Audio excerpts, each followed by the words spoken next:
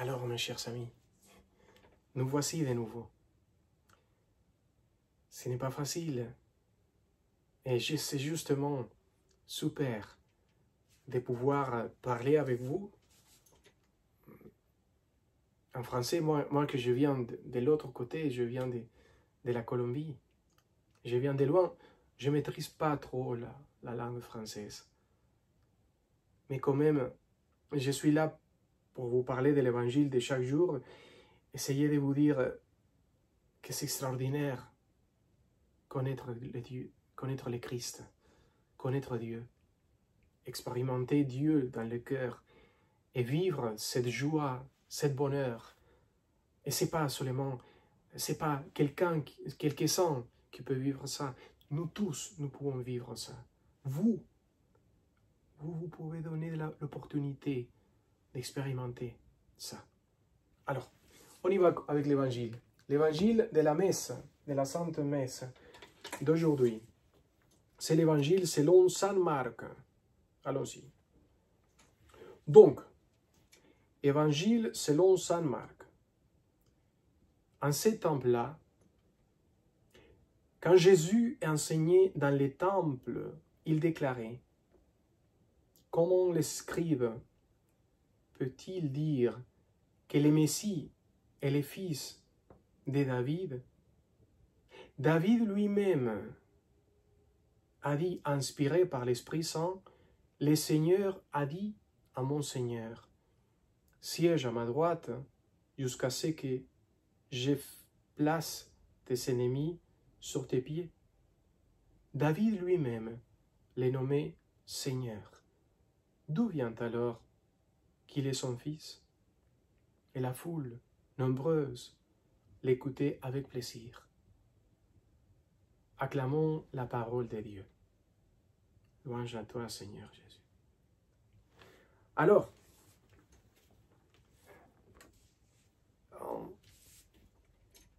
le roi David, c'était quelqu'un de très important. Et encore, c'est très important pour le peuple juif, et même pour nous.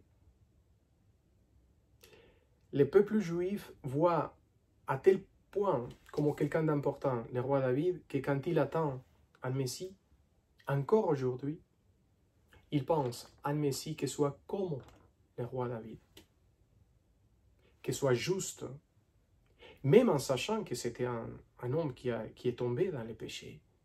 Ouais. Mais il a demandé miséricorde. Il a demandé pardon. Donc il s'est laissé transformer par Dieu.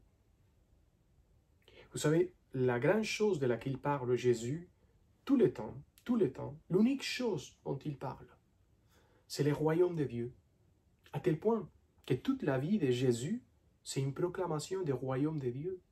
La naissance, sa mort, ses miracles, sa manière de prêcher, sa manière de vivre avec les apôtres, tout cela, c'est une proclamation du royaume de Dieu. C'est quoi le royaume de Dieu? Le royaume de Dieu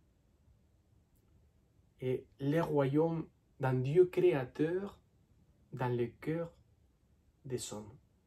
C'est-à-dire pour Jésus, il y a un Dieu qui est essentiellement créateur et qui se trouve à l'intérieur de l'être humain. C'est quoi le royaume de Dieu?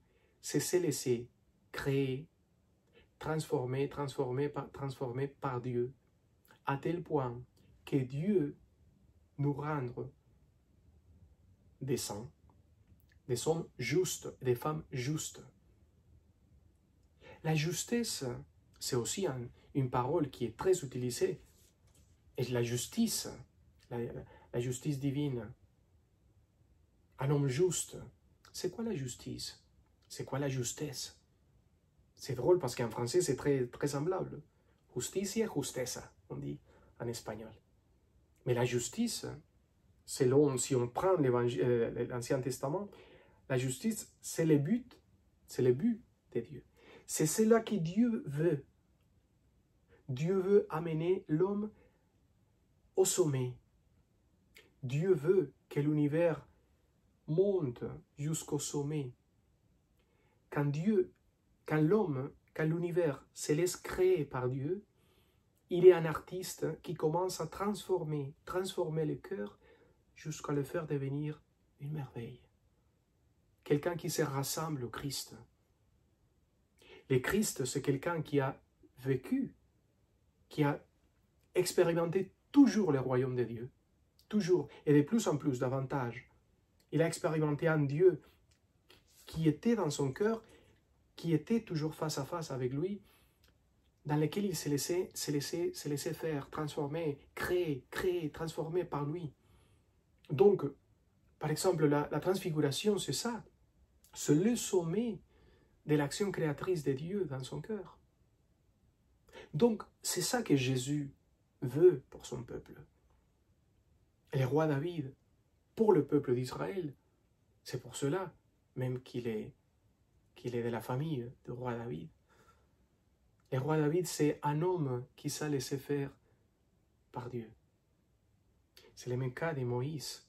Moïse aussi, c'est quelqu'un qui s'est laissé faire, se laisse faire à tel point que pour le peuple, pour la conversion d'Israël vers Yahvé, vers le Dieu d'Israël, le Dieu libérateur, c'est par le témoignage de Moïse qui se sont convertis.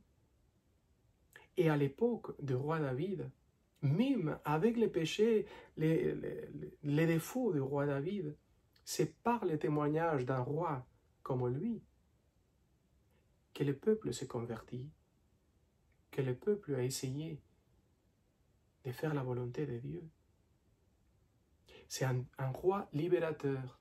C'est pour cela qu'il demande l'existence d'un roi libérateur comme David. C'est ça le Messie pour eux. Un roi qui vient nous libérer de l'esclavage, des gens qui nous tuent, qui nous fait du mal. Il va nous libérer. On attend un Messie comme ça. Donc Jésus est étonné que même les scribes parlent du Messie, qu'il attend le Messie, qu'il parle du roi David, et qu'il dit même David a rêvé d'avoir quelqu'un qui soit leur sauveur. Et vous l'avez ici, et vous ne l'acceptez pas. Peut-être le Messie, notre Seigneur Jésus, nous dit la même chose à nous.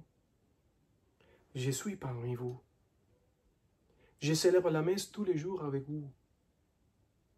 Je vous parle au cœur, toujours, dans votre conscience. Je suis là. Je vous accompagne pendant que vous dormez. Je vous dis bonjour tous les matins. Je suis là, toujours là. Et même, vous ne croyez pas. Vous ne me croyez pas.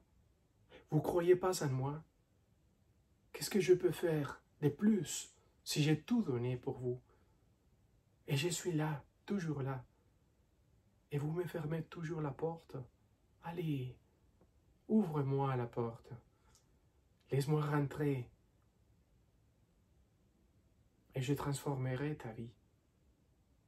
C'est le même Christ qui parle. Jésus qui parle. Que soit Dieu lui-même qui vous bénisse à ce moment-là, au nom du Père et du Fils et du Saint-Esprit. Amen.